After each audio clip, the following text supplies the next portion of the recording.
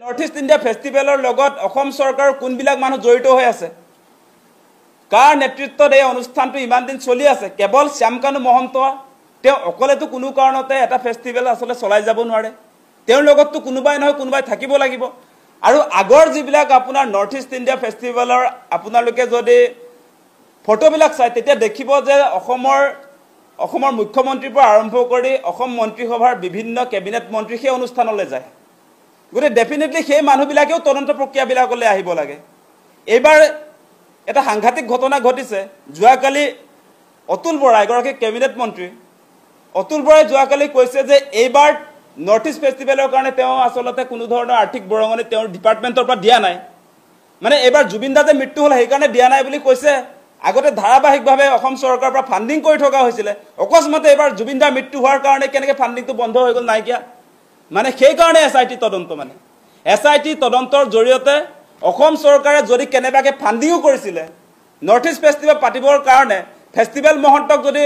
লাখে লাখে টকা যোগানো ধৰা হৈছিল সেইবিলাক ডিলিট কৰিবৰ কাৰণে সেই নথিপত্ৰবিলাক নাইকিয়া কৰিবৰ কাৰণে এনেকৈ তদন্ত প্ৰক্ৰিয়াটোক লেহেমীয়া কৰিবৰ কাৰণে আপোনাৰ এছআইটি তদন্ত নেকি সেই প্ৰশ্নবিলাক আজি আমাৰ মনলৈ আহিছে আপোনালোকে এটা কথা ভাবি চাওক যে কি দায়িত্বত আছে অসম চৰকাৰ আচলতে এই ফেষ্টিভেল মহন্তজন শ্যামকানু মহন্ত কি দায়িত্বত আছে তেওঁ যে নৰ্থ ইষ্ট ফেষ্টিভেল অসমক কেনেকৈ ৰিপ্ৰেজেণ্ট কৰি বিদেশত নৰ্থ ইষ্ট ইণ্ডিয়া ফেষ্টিভেল পাতিব পাৰে সেই কথা বতৰাবিলাকত আমি এটা কথা স্পষ্ট কৰি দিব খোজো যে চৰকাৰৰ ইয়াত প্ৰত্যক্ষ আচলতে পৃষ্ঠপোষকতা আছে সেই কথাটো এই নথিপত্ৰবিলাকে প্ৰমাণ কৰে এই নথিপত্ৰবিলাকে প্ৰমাণ কৰে আৰু বহুত নথিপত্ৰ চাগে তেওঁলোকে ইতিমধ্যে নাইকিয়া কৰি দিছে আৰু সেই কাৰণে এই তদন্ত প্ৰক্ৰিয়াটোত আপোনাৰ এছআইটি গঠন হোৱাৰ পাছত বিভিন্ন এই মানে আপোনাৰ চৰকাৰী ইনভলভমেণ্টটো নাইকিয়া হৈ গৈছে আজি জুবিন দাৰ মৃত্যুৰ পাছত হৈ থকা ফেশ্বন শ্ব'ৰ কথা বতৰাবিলাক আজিকালি ক্লজ হৈ গৈছে গতিকে সেই কথা বতৰাবিলাক ডেফিনেটলি আছিলে গতিকে আমাৰ দাবীটো অতি স্পষ্ট মুখ্যমন্ত্ৰী ডাঙৰীয়া আপুনি যদি সঁচা সঁচিকে জুবিন দাক ভাল পায় আপুনি জুবিন দাৰ আটাইতকৈ ডাঙৰ অনুৰাগী বুলি কয় সঁচা সঁচিকে যদি আপুনি জুবিন দাৰ আটাইতকৈ ডাঙৰ অনুৰাগী তেনেহ'লে এনেকৈ আপুনি এই তদন্ত প্ৰক্ৰিয়া চলি থকা অৱস্থাত ছিংগাপুৰৰ যিসকল ব্যক্তি জুবিন দাৰ হত্যাকাণ্ডটোৰ লগত জড়িত হৈ আছিলে সেই লোকসকলক আনিবৰ কাৰণে যি ধৰণে আপুনি লাজ নাইকিয়া মানুহৰ নিচিনাকে আজি অসমৰ ৰাইজক যে দায়িত্ব দিছে সেইটো অত্যন্ত দুৰ্ভাগ্যজনক কথা পাৱাৰফুল মানুহজন কেনেকৈ এনেকৈ অকস্মাতে অসমৰ ৰাইজক দায়িত্ব দি দিব পাৰে আৰু অসম চৰকাৰ বা কেন্দ্ৰীয় চৰকাৰ আজি আপোনালোকে এটা কথা নিশ্চয় জানে যে আজি ছিংগাপুৰ গভৰ্ণমেণ্টৰ লগত আমাৰ এক্সট্ৰাডিশ্যন যিটো ট্ৰিটি সেইটো আছে এক্সট্ৰাডিশ্যন ট্ৰিটি যদিও হৈছিলে সেই এক্সট্ৰাডিশ্যন ট্ৰিটিৰ এতিয়ালৈকে আচলতে কোনো ধৰণৰ কাৰ্যকৰী ব্যৱস্থাপনা নাই সেই কথা ইতিমধ্যে ৰাজ্যসভাত উত্থাপন হৈছে এক্সট্ৰাডিশ্যন ট্ৰিটিৰ সলনি বৰ্তমান সময়ত এক্সট্ৰাডিশ্যন এগ্ৰিমেণ্ট ভাৰত চৰকাৰৰ লগত ছিংগাপুৰ চৰকাৰৰ এক্সট্ৰাডিশ্যন এগ্ৰিমেণ্ট আছে আৰু সেই এগ্ৰিমেণ্টৰ জৰিয়তে যিবিলাকে আচলতে সেই যে জুবিন দাক হত্যা কৰিছিলে যিবিলাকে ইয়ত পাৰ্টিত মস্তি কৰি আছিলে সেই মানুহবিলাকক কিন্তু ভাৰত চৰকাৰে বা হাই কমিশ্যনৰ জৰিয়তে অসমলৈ অনাৰ ক্ষেত্ৰত কিন্তু চৰকাৰে ভূমিকাটো পালন কৰিব লাগিব সেইটো কেনেকৈ অসমৰ ৰাইজে ভূমিকা পালন কৰিব অসমৰ ৰাইজে প্ৰেছাৰ ক্ৰিয়েট কৰিলে ছিংগাপুৰত থকা যিবিলাক হত্যাকাৰী অসমলৈ কেনেকৈ আহিব প্ৰেছাৰ ক্ৰিয়েট কৰিবৰ কাৰণে অসমৰ ৰাইজক দায়িত্ব দিছে প্ৰেছাৰ ক্ৰিয়েট কৰিলে হত্যাকাৰী এজনে নিজে উপস্থিত হৈ যাবহি নেকি এতিয়া শ্যামকানু মহন্ত বা সিদ্ধাৰ্থ শৰ্মাৰ ঘৰ অসমত কাৰণে তেওঁলোকে আহিছে আজি ছিংগাপুৰৰ যিবিলাক বাসিন্দা তেওঁলোকতো আপোনাৰ আমি ইয়াত হেঁচা প্ৰয়োগ কৰি থাকিলেও তেওঁলোকতো কেতিয়াও ইয়ালৈ নাহে আৰু এনেও যিগৰাকী আপোনাৰ যিবিলাক মানুহ আচলতে ইনভলভ হৈ আছিলে আছাম এছ'চিয়েশ্যনৰ তেওঁলোকে আচলতে ইয়াত যে কঠোৰ শাস্তিৰ সন্মুখীন হ'ব সেই শাস্তিটো ল'বৰ কাৰণে নিজে আহিব নেকি তেওঁলোককতো চুচৰাই আনিব লাগিব গভৰ্ণমেণ্ট যিবিলাক ইনষ্ট্ৰুমেণ্ট তাৰ জৰিয়তে আনিব লাগিব সেইকাৰণে আমি আৰম্ভণিৰ পৰা কৈছিলোঁ যে ইণ্টাৰপলৰ ইয়াত আচলতে আমাক সহযোগিতাৰ প্ৰয়োজন হ'ব সেইকাৰণে আমি CBI তদন্ত বিচাৰিছিলোঁ ভাৰত চৰকাৰক এই গোটেই গোচৰটো আচলতে ভাৰত চৰকাৰৰ আটাইতকৈ গুৰুত্বপূৰ্ণ সংস্থা CBI হস্তান্তৰ কৰাৰ মূল কথাটো আছিলে সেইবিলাক যে এতিয়াও আপোনালোকে চাব এতিয়া আমি আমাৰ বহুত মানুহে এতিয়া কথাটো বুজি পোৱা নাই মানে এছআইটিয়ে যি কৰিব সেইটো CBI কৰিব বুলি কৈ আছে এছআইটিয়ে কেনেকৈ কৰিব এছআইটিয়ে কেন্দ্ৰলৈ লিখিব হাই কমিশ্যনে লিখিব আৰু ডাইৰেক্টলি হাই কমিশ্যনটোক দি দিয়া হ'লে বা আপোনাৰ ডাইৰেক্টলি CBIক দি দিয়া হ'লে ভাৰত চৰকাৰৰ সংস্থাটোক ডাইৰেক্টলি দি দিয়া হ'লে ভাৰত চৰকাৰে পোনপটীয়াকৈ ছিংগাপুৰলৈ আপোনাৰ এই গোটেই গোচৰ প্ৰক্ৰিয়াটোক লৈ তেওঁলোকে আচলতে কথা বতৰাবিলাক আগবঢ়াই লৈ যাব পাৰিলেহেঁতেন এতিয়া এছআইটি যাব দিল্লী যাব ছিংগাপুৰলৈ তেনেকুৱা কথা বতৰাবিলাক আমি সেইকাৰণে কৈছোঁ যে ইণ্টাৰনেশ্যনেল এজেঞ্চি আপোনাৰ ইণ্টাৰপলৰ যদি সহযোগিতা লাগে এইটো ভাৰত চৰকাৰে কৰিব লাগিব এইটো CIDটো কেনেকৈ তেওঁলোকৰ জুৰিছডিকশ্যনৰ ভিতৰত এইটো নপৰে সেই কথাটো ইতিমধ্যে মুখ্যমন্ত্ৰীয়ে যোৱাকালি নিজে স্বীকাৰ কৰি দিলে গতিকে সেই কথা বতৰাবিলাক আহিছে মানে এতিয়া আইনৰ সুৰুঙাই দি মুখ্যমন্ত্ৰীৰ কথা বতৰাৰ পৰা এটা কথা প্ৰমাণ হৈছে যে আইনৰ সুৰুঙাই দি একাংশ অভিযুক্ত যিবিলাক মানুহ জুবিন দাৰ হত্যাকাণ্ডত জড়িত আছিল তেওঁলোক সাৰি যাব সেই কথাটো মুখ্যমন্ত্ৰীয়ে কালি কৈ দিয়া নিচিনা সেই কথাটোৱে আমি বুজি পাইছো তেওঁৰ বক্তব্যৰ পৰা তেওঁ কৈছে এই তদন্ত প্ৰক্ৰিয়া আধৰুৱা হ'ব কমপ্লিট নহ'ব বুলি কৈছে এটা কমপ্লিট নহয় কাৰণে এতিয়া তেওঁ আজিহে বুজি পালে কমপ্লিট নহয় বুলি সেইকাৰণে এতিয়া অসমৰ ৰাইজে প্ৰেছাৰ ক্ৰিয়েট কৰি আপোনাৰ ছিংগাপুৰত থকা 11 জনে কিমান ব্যক্তি আছিল আসাম এছ'চিয়েশ্যনৰ তেওঁলোকক আমি আনি দিব লাগে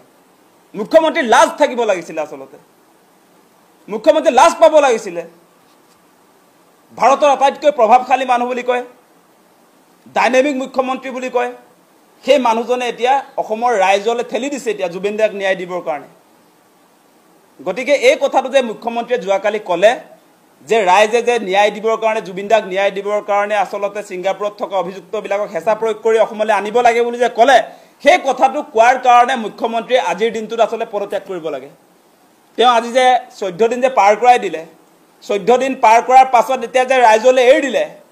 এতিয়া সেই কাৰণে কৈছে তেওঁ একো যে কৰিব নোৱাৰিলে সেই কাৰণে নৈতিক দায়িত্ব স্বীকাৰ কৰি মুখ্যমন্ত্ৰীয়ে পদত্যাগ কৰিব লাগে আৰু তেওঁ তদন্ত প্ৰক্ৰিয়াটোত আমি দেখিলো যে কিছু ব্যক্তি কিছু অনুষ্ঠান তেওঁ তদন্ত প্ৰক্ৰিয়া ঢুকি পোৱা নাই আজি গোল্ডেন থ্ৰেডছ অফ আসামটো আছিলে নে নাই তেওঁ ফেচবুক লাইভত আহি কিয় ক'ব পৰা নাই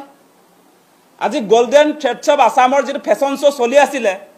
আপোনাৰ জুবিন দাৰ মৃত্যুৰ পাছত সেই অনুষ্ঠানটো আছিলে নে নাই সেই কথাটো কিয় ফেচবুক লাইভত মুখ্যমন্ত্ৰীয়ে নকয় আজি তেওঁৰ পত্নী তাত জড়িত হৈ থকাৰ কাৰণে আসলে সেই বিষয়টো নকয় নেকি আছিলে নে নাছিলে সেই কথাটো অসমৰ ৰাজ্যে প্ৰশ্ন কৰিছে তাৰ উত্তৰটো মুখ্যমন্ত্ৰীয়ে দিব লাগে গতিকে সেই চেপ্টাৰটো লগে লগে ক্লোজ আৰু আপোনালোকে চাব অতুল বৰা যে যোৱা কথা আছিলে ভিসা কেনসেল হৈছে বা ভিসা এপ্লাই কৰি নাপালে বুলি কৈছে গতিকে ইয়াত ডেফিনেটলি অসম চৰকাৰৰ ইনভলভমেণ্টটো আছে নৰ্থ ইষ্ট ইণ্ডিয়া ফেষ্টিভেলত গতিকে তদন্ত প্ৰক্ৰিয়াটোত আসলতে নৰ্থ ইষ্ট ইণ্ডিয়া ফেষ্টিভেলত পূৰ্বৰে পৰা অসম চৰকাৰৰ কোনবিলাক ডিপাৰ্টমেণ্ট জড়িত হৈ থাকে সেইবিলাক জল পটপটকৈ প্ৰমাণ কৰিবৰ কাৰণে আমাক হোৱাইট পেপাৰ এখন লাগে এতিয়া শ্বেতপত্ৰ প্ৰকাশ কৰিব লাগে এতিয়ালৈকে কিমান টকা এই ফেষ্টিভেল মহন্তটোক আসলতে নৰ্থ ইষ্ট ইণ্ডিয়া ফেষ্টিভেল পাতিবৰ কাৰণে অসম চৰকাৰে ৰাইজৰ ৰাজকোষৰ পৰা টকা তুলি দিলে সেই হিচাপটো অসমৰ ৰাইজৰ সন্মুখত মুখ্যমন্ত্ৰীয়ে দাঙি ধৰিব লাগে গতিকে গণ্ডগোল লাগিছে আজি গণ্ডগোল লাগিছে সেই কথাটো আমি আমাৰ চকুৰ সন্মুখত দেখিছো মুখ্যমন্ত্ৰীৰ বক্তব্যবিলাকৰ পৰা সেই কথা বতৰাবিলাক প্ৰমাণ হৈছে আজি আপোনালোকে নিশ্চয় লক্ষ্য কৰিছে তেওঁ মাজে মাজে সাম্প্ৰদায়িক কথা বতৰাবিলাকো আৰম্ভ কৰিছে তেওঁ কৈছে যোৱা পৰহি দিনা ফেচবুক লাইভত আহি ক'লে যে বাংলাদেশৰ মমতাজৰ কথা কৈছে মমতাজক আসলতে জুবিন দা জীয়াই থকাৰ অৱস্থাত মমতাজক আনি জুবিন দাক বঞ্চিত কৰি কেনেকৈ অসমৰ ৰাজ্যে অনুষ্ঠান কৰিবলৈ দিছিলে এনেকুৱা সাম্প্ৰদায়িক ৰাজনীতি জুবিন দাৰ ক্ষেত্ৰত কৰিব পৰা সেই মুখ্যমন্ত্ৰীজন কমতি মুখ্যমন্ত্ৰী নেকি সেই কথাটো আপোনালোকে ভাবি চাওক